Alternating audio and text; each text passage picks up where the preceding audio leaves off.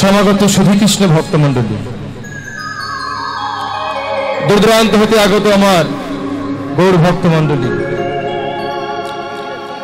ও বিশ্বজনাংশ সম্ভূতা আমার মায়েরা, যোগমায়া সদৃশা আমার মাতৃ সকল, সর্বাগ্রে জানাই এই কীর্তন জগতে সর্বকনিষ্ঠ, জ্ঞানহীন, বিদ্যাহীন, শিক্ষাহীন, আচরণহীন, পরমদিন এই সৌম্য কৃষ্ণদাস ও আমার এই ক্ষুদ্র সম্প্রদায়ের পক্ষ থেকে আপনাদের আতল রাঙা চরণে শত সহস্র কোটি দণ্ডবত করে জয় জয় নিতাই গৌর নিতানাথ প্রীতি প্রেমানন্দ নিতাই গৌর হরিবল।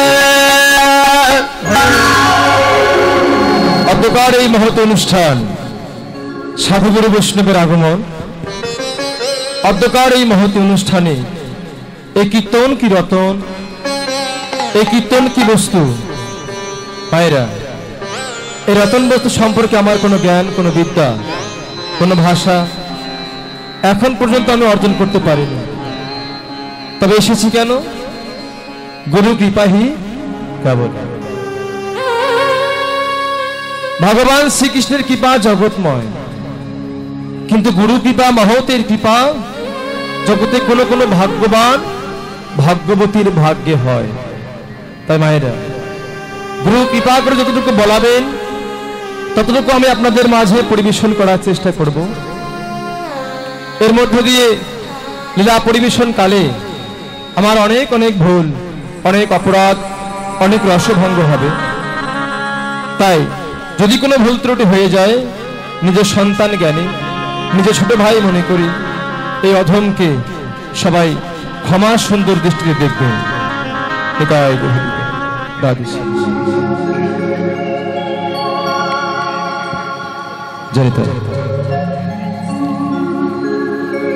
গীতায় ভগবান বললেন, ভাই মেন ভোকাল একটু বাড়বে, আর একটা মাইক্রোফোন হবে কি, মানে ভক্তরা পেছনে তো সবসময়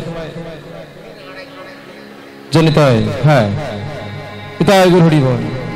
তো মায়েরা, গীতায় ভগবান বললেন, যে যথামাং প্রবদন্তে তাংস্তেপ ভজম্যহম। যার সহজ কথায় যার যেমন ভাব তার তেমন লাভ। তো এখানে আপনারা কে কোন ভাবে এসেছেন আমি তো ঠিক জানি না। তাই আমি বলি যে ভগবানকে যারা ঐকান্তিক মনে দেহ মন প্রাণ দিয়ে ভালোবাসে, তাদেরকে এক কথায় বলে আস্তিক, নাকি ভাইরা? যারা ভগবানকে ভালোবাসে, যারা ভগবান বিশ্বাসী,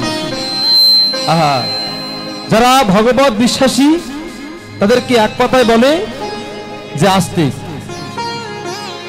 তাহলে যারা ভগবানকে ভালোবাসে তাদেরকে বলা হয় আস্তিক। তাহলে যারা ভগবানকে ভালোবাসে না তাদেরকে কি বলবে? হ্যাঁ, নাস্তিক। তো আপনারা কোনটা? আপনারা কোনটা মায়েরা? হ্যাঁ, মনে রাখবেন, জেনে হোক না জেনে হোক, জ্ঞানে হোক অজ্ঞানে হোক, বুঝে হোক না বুঝে হোক, আস্তে যে আসনটা আপনারা বসে আছেন, এই আসনটা অবশ্যই আস্তিকের আসন।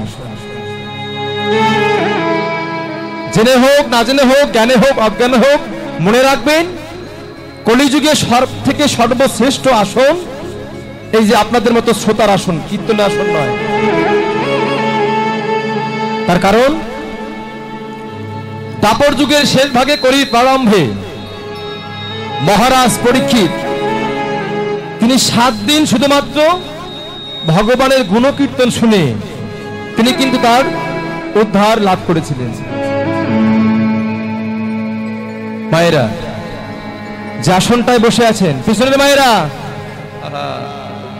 ও মায়েরা কথা বলবেন না, যে আসনটায় বসে আছেন এটা কোনো হালকা পাতলা আসন নয়, এটা বেশ ভারী আসন। আর আপনারা বেশ ভারী শ্রোতা। যাই হোক, মনে রাখবেন, ভগবানকে পেতে গেলে যে ভক্তের মধ্যে নখানা ভক্তি থাকে, যে ভক্তি না থাকলে ভক্ত বলা যায় না, আর যে ভক্তি আছে বলে ভক্ত বলে পরিগণিত হয়। যেমন ধন থাকলে ধনী, মান থাকলে মানি, আর ভক্তি থাকলেই তখন তাকে বলা হবে ভক্ত, নাকি? জগতে ধন যার আছে তাকে যেমন ধনী বলে, যাকে মান দেয় সমাজে তাকে মানি, আর ঠিক তেমনি একমাত্র ভক্তি থাকলেই তখন তাকে বলা হবে ভক্ত। তো মনে রাখবেন মায়েরা, এই যে ভক্তি জগতের ভগবানকে পেতে গেলে না, নখানা রাস্তা আছে, আর সেই নখানা রাস্তায় প্রত্যেকটা রাস্তায় 8খানা করে গাড়ি দাঁড়িয়ে আছে। সেই যান, সেই গাড়ি আপনাকে নিয়ে যাবে ভগবানের কাছে। আমাদের ভক্তি জগতে নববিধা ভক্তি, নখানা ভক্তি। এই নখানা ভক্তি, প্রত্যেকটা ভক্তি এক একটা রাস্তা, ভগবানকে পাওয়ার এক একটা রাস্তা। এই নখানা রাস্তায় আবার প্রত্যেকটা রাস্তায় 8খানা করে গাড়ি দাঁড়িয়ে আছে। ও ভাইরা, সেই গাড়ি আপনাকে সর্বপ্রথম এই কীর্তন শ্রবণ করুন, কিংবা ভাগবত পাঠ, কিংবা নাম সংকীর্তন, যেটাই হোক, এই যে কোনো পাঠ কীর্তন কিংবা লীলা কীর্তন শুনতে গেলে এই যে ভগবানকে পাওয়ার জন্য নখানা রাস্তা, এই নখানা রাস্তা যে কোনো একটা রাস্তা আপনাকে আগে আসতে হবে। আর নখানা রাস্তায় ওই যে বললাম 8খানা করে গাড়ি, সেই 8খানা গাড়ি যে কোনো কমপক্ষে একটি গাড়িতে আপনাকে চড়তে হবে। সেই যান, সেই গাড়ি আপনাকে নিয়ে যাবে ভগবানের কাছে। শুধু কীর্তনে এলাম, সেজে গুজে এলাম, প্রসাদ পেলাম, কিছু রকমারি দোকানে কিছু জিনিসপত্র কিনে নিয়ে গেলাম, বাড়ি চলে গেলাম, এ করলে কিন্তু হবে না। মায়েরা, এই যে বাড়ি থেকে কীর্তন শুনতে আসছেন না, রাস্তা দিয়ে অনেকে ডাক দিয়ে বলে, এই কোথায় যাচ্ছ? কীর্তন শুনতে। হবে না। মনে রাখবেন, এই যে কীর্তন শ্রবণ করবেন, এই যে নখানা ভক্তিপথের নখানা একটা ভক্তির আপনারা আশ্রয় করে আছেন। নববিধা ভক্তি সর্বপ্রথম যে ভক্তি, এই যে শ্রবণম, এই শ্রবণের শ্রোতার আসনে আপনারা একটা পথ অবলম্বন করেছেন। এখন দরকার কি? সেই গাড়ি। তো সেই গাড়ি কিসের? সেই গাড়ি হচ্ছে ভাবের গাড়ি। তাহলে ভাব কি? ও মায়েরা, ভাব বোঝেন? ভাব, এ ভাব কোন দোকানের পণ্য নয় যে টাকা দিলাম ভাব কিনে নিয়ে বাড়ি চলে গেলাম। এ ভাব কোনো গাছের ফল নয়, না গাছে উঠলাম, ফলটাকে পেরে নিলাম, খোসা ছাড়িয়ে খেয়ে নিলাম। মায়েরা, যে ভাব আশ্রয় করতে হয়, আগে গুরুচরণ আশ্রয় করতে হবে। যদি ভাবকে আশ্রয় করতে হয়, আগে গুরুচরণ আশ্রয় করতে হবে। রূপগোস্বামী পাদ তিনি বললেন যে 8খানা ভাব, যাকে বলা হয় একসঙ্গে অষ্টসাত্ত্বিক ভাব। কি ভাব? শ্বেত কম্প রোমাঞ্চ, ষড়ভঙ্গ বেপথ, বৈবর্ণম অশ্রু প্রলয়। এই যে 8খানা ভাব, যে হরিনাম কীর্তন শুনতে গেলে যে শরীরে কম্পন না আসে, যে নয়নে জল বিগলিত না হয়, কণ্ঠ রোধ না হয়, এই অষ্টসাত্ত্বিক ভাবের যদি একটা ভাবও আশ্রয় না হয়, তাহলে বুঝবেন যে এই হরিনাম শোনা বৃথা, আমার কষ্ট করে বলা বৃথা। আর এই যে কমিটি বাবারা যারা অক্লান্ত পরিশ্রম করে দাঁড়ে দাঁড়ে ভিক্ষা করে নিয়ে এসে এমন সাধুর বাজার লাগিয়েছেন, তাদের কীর্তন দেওয়াটা কিন্তু বৃথা। তাই ভাব আশ্রয় করতে গেলে আগে গুরুচরণ আশ্রয় করতে হবে। এই যে যারা আমরা জগতে শিষ্যা যারা আমরা আছি, যারা গুরু পদাশ্রিতা যারা আমরা আছি, ভাই তোমার দীক্ষা হয়েছে, মানে যদি কাউকে বলা হয় তোমার দীক্ষা হয়েছে? বলবে হ্যাঁ হয়েছে। গুরুকরণ করেছো? হ্যাঁ করেছি। মন্ত্রটা মনে আছে? ভুলে গেছি। সে কবেকার কথা? 10 বছর আগে দীক্ষা নিয়েছি, 15 বছর আগে দীক্ষা নিয়েছি, সে নাম কি আর মনে থাকে? যদি এরকম হয়ে থাকে তাহলে আবার আশ্রয় নিন। এই যে কীর্তন শুনছেন, একটার পর একটা লীলা হচ্ছে, সকাল থেকে পরবর্তী সকাল পর্যন্ত একটা করে দল পরিবর্তন হবে, কীর্তনের পালা পরিবর্তন হবে। এই যে তার আগের দিন নাম সংকীর্তন হয়ে গেছে, এই যে কীর্তন শুনছি, একটা পর একটা দলের মুখে পালা শুনছি, লাভ কি? আমরা কীর্তন শুনছি কেন? লাভ কি? দেখুন ও মায়েরা, ওই যে পিছনে গল্প হচ্ছে, এই যে কীর্তন শুনলে কি হয়? আমি এক ঠাকুমাকে জিজ্ঞেস করেছিলাম যে ঠাকুমা, যে কীর্তন শুনলে কি হয়? ঠাকুমা বলেছিল কীর্তন শুনলে পুণ্যি হয়। মানে মাথা নেড়ে নেড়ে বলছে, মানে দন্ত নেই তো, দাঁত নেই বদনে, বলছে পুণ্যি হয়। আমি বললাম ঠাকুমা, তোমার বাড়িতে আমি যাব, তুমি ক কলসি পুণ্যি রেখেছো, তুমি ক বস্তা পুণ্যি রেখেছো, তুমি আমায় দেখাতে পারবে? তখন ঠাকুমা বলছে পুণ্যি কি দেখানো যায়?